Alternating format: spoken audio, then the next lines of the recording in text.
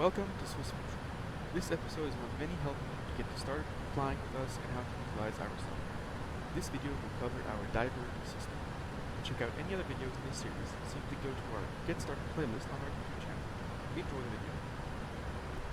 In an event of a diversion, like this one for example, where we have a left engine failure for diverting to Frankfurt Airport, simply go to the ACARS, click on FlyPad, FlyPad page, click on Divert.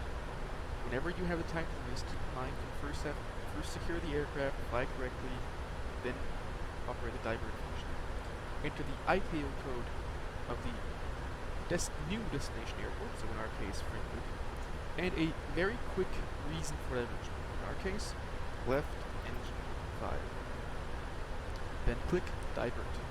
Divert confirmation, confirm you want to divert? Yes. FlyPad has now changed the status of your flight to diverting to Frankfurt, and it has placed a new gray dot of where your new destination airport is. You are now, according to the ACARS, diverting to Frankfurt. You can do this as many times as you need to. Let's say, for example, for some reason Frankfurt, when I arrive there, is completely fogged in, or there's very bad weather, so I can't land there.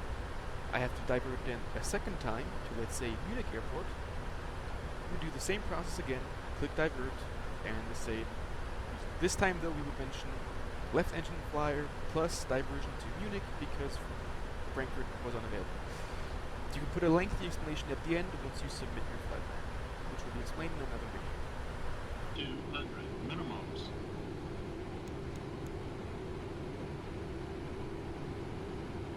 100. Fifth sync rate. 20. 10.